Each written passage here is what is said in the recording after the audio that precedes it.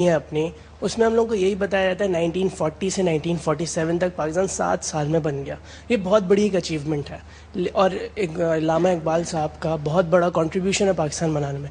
مجھے صرف یہ ابھی تک ایک سوال میرے ذہن میں گھومتا رہا ہے کہ وہ کیا چیز تھی جس نے 7 سال کے مختصر عرصے میں تو پاکستان بنا دیا، لیکن پاکستان بننے کے 1 2 3 سال بعد ہم میں وہ چیز اتنی زیادہ کم ہو گئی یا تقریباً ختم ہو گئی کہ پاکستان کا جس نظریاتی ملک کی ہم نے بات کی تھی، جس نظریاتی ملک کی اقبال کی سوچ تھی، جو نظر وہ ہم پاکستان کو نہیں بنا سکے. آپ کا یہ سوال ہے مجھ سے. Thank you very much. Very interesting question دو. بیٹا بہت لاجیکل سوال ہے آپ کا کہ جس عشق اور جس جنون کے ساتھ ہم نے پاکستان بنایا 40 لاکھ مسلمانوں نے اپنا خون دیا، ہماری 2.5 لاکھ بہنیں بیٹیاں پیچھے چھوڑ آئے ہم، اس کے بعد کیا ہو گیا؟ دیکھیے یہ بڑی تکلیف دہ ایسپیکٹس ہیں. قوموں کو قیادتیں روز نہیں ملتی ہیں اور ایک قیادت تیار کرنا بھی کئی نسلوں کا کام ہو جاتا ہے. علامہ اقبال ایک تحفے کے طور پر بھیجے گئے اور علامہ اقبال نے اس پورے ہندوستان سے ایک وجود تیار کیا، قائد اعظم. قائد اعظم بھی 1931 میں تھک کے چلے گئے تھے کہ اب کچھ نہیں ہو سکتا. 31 میں every thing was so black so dark. علامہ اقبال صرف مسکرائے ان کے پیچھے، یار جو تقدیر لکھی ہوئی ہے تم کہاں بھاگے جا رہے ہو. گول میں اس کانفرنس میں لندن گئے، جناح کو واپس لائے اور جناح کو جناح کو قائد اعظم بنا دیا.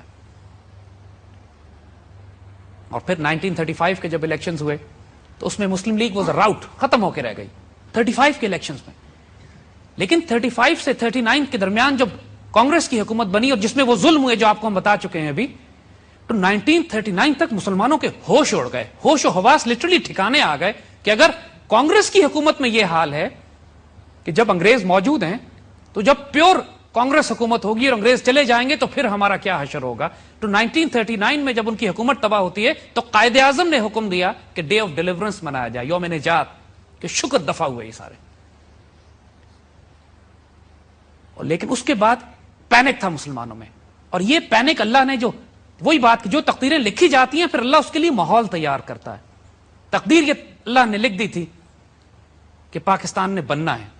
علامہ اقبال 38 میں انتقال کر چکے تھے لیکن جاتے جاتے خوشخبری دے گئے تھے کہ جو خواب میں نے دیکھا ہے وہ ہو کے رہے گا. ایک بڑا خوبصورت شعر ان کا کہ عشق و فریاد واجب تھی سو وہ ہو چکی، اب دل تھام کے فریاد کی تعبیر دیکھ. آنے والے دور کی بشارت دے گئے تھے کہ پاکستان بننے والا ہے. قائد اعظم کے بعد قائد اعظم کے لیے کام آسان ہو گیا تھا 40 کے بعد، کیونکہ کانگریس کی حکومت مسلمان دیکھ چکے تھے. قائد اعظم کی اپنی صحت بہت زیادہ خراب ہو رہی تھی تیزی سے. بڑی مشکل سے آپ سروائیو کر کے آپ نے پریکٹیکلی پاکستان حاصل کیا. اپنے ڈاکٹر سے کہہ دیا تھا کہ کسی کو بتانا نہیں کہ میری طبیعت اتنی خراب ہے کہ میں زیادہ زندہ نہیں رہوں گا، کیونکہ اگر یہ بات لیک کر جاتی تو انڈینز ڈیلے کر ہندو ڈیلے کر دیتے، انگریز ڈیلے کر دیتے، پاکستان کبھی نہ بنتا. اسی لیے قائد اعظم ڈیسپریٹ تھے کہ ایک ماچس کی ڈبیا بھی مل جائے تو میں لے لوں گا، بعد میں پھیلا لیں گے اس کو. قائد اعظم کے انتقال کے بعد ہمارے پاس لیڈرشپ نہیں تھی. کیوں؟ کہ جو مسلمانوں کی اشرافیہ تھی، جو مسلمانوں کی ایلیٹ تھی، پڑھے لکھے مسلمان تھے جنہوں نے پاکستان بنانے کے لیے اپنا سب کچھ قربان کر دیا تھا، وہ جب ہندوستان سے مائگریٹ کر کے آئے بہت بڑی تعداد تو ماری گئی راستے میں. جب کسی بھی معاشرے کے ایلیٹ پڑھے لکھا طبقہ مارا چلا جائے تو وہاں ایک ویکیوم ہو جاتا ہے. اور جو ٹوٹے پوٹے پہنچے پاکستان وہ اس قابل نہیں تھے کہ ایک آئیڈیولوجیکل نظریاتی طور پر وہ کوئی رومانٹک آئیڈیلز کے ساتھ گائیڈنس دے سکیں. وہ ڈے ٹو ڈے سروائیول میں پھنسے ہوئے تھے. ملک کا حال یہ تھا کہ ماچس کی ڈبیوں پہ اور سگریٹ کی پنیوں پہ سرکاری خطوط لکھے جاتے تھے. کریٹ لکڑی کے سجا کے ان لکڑی کے کریٹوں پہ سرکاری دفتر چلتے تھے. ٹینٹ بنے تھے ہمارے، جن ٹینٹوں میں سرکاری دفتر اور کام ہوتا تھا. 40-50 لاکھ ریفیوجیز آ گئے تھے. ڈیفنس نہیں تھا. اس ملک کے بارے میں رائے دنیا کی یہ تھی کہ 3 مہینے 6 مہینے سے زیادہ نہیں چلے گا. اس ڈیسپریٹ سچویشن میں ہمارے جو ایلڈرز تھے وہ صرف ڈیلی ایڈمنسٹریشن میں لگ گئے. گو کہ کچھ ہمارے اسکالرز نے کوشش کی کہ وہ آئیڈیولوجیکل ڈائریکشن ٹھیک رہے. جب آبجیکٹو ریزولوشن پاس کیا گیا اور یہ کہا گیا کہ اس ملک میں جو بھی نظام قائم ہوگا وہ قرآن و سنت کے مطابق قائم کیا جائے گا، لیکن پھر وہی بات کہ جو لوگ اوپر آئے جن کے ہاتھ میں اختیار اور طاقت تھی وہ نظریاتی لوگ نہیں تھے. ان کے ہاتھ میں اختیار اور اقتدار آ گیا. جب آئیڈیالوجی کمزور ہوتی ہے تو قوموں کا زوال ہوتا ہے. جغرافیہ کے کمی بیشی سے کوئی فرق نہیں پڑتا. جب پاکستان نہیں بنا تھا اس وقت بھی ہم ایک قوم تھے. 2 نیشن تھیوری پہ پاکستان بنا ہے نا. لیکن جب پاکستان بن گیا اور ہماری وہ آئیڈیالوجی کمزور ہو گئی کیونکہ ہمارے بڑے اور ایلڈرز مصروف ہو گئے ایڈمنسٹریشن میں, اور وہ رومانٹک آئیڈیل جس پہ ہم نے پاکستان بنایا تھا وہ کمزور ہو گیا. پھر ہمیں 71 کی مار پڑی, بڑی سخت تکلیف چوٹ تھی ہمارے لیے وہ. لیکن 71 سے لے کر آج تک ہماری جیوگرافی اپنی جگہ پر ہے, اور اللہ کے فضل سے اس جیوگرافی کو اب چھوٹا نہیں ہونا, یہ بڑھے گی, فکر نہ کرو, کوئی پاکستان نہیں ٹوٹ رہا, اللہ کا احسان ہے. پرابلمز ہیں, مشکلیں ہیں, اور ان ساروں کا علاج ایک ہی ہے کہ اپنی آئیڈیالوجی کو ریوائیو کرو.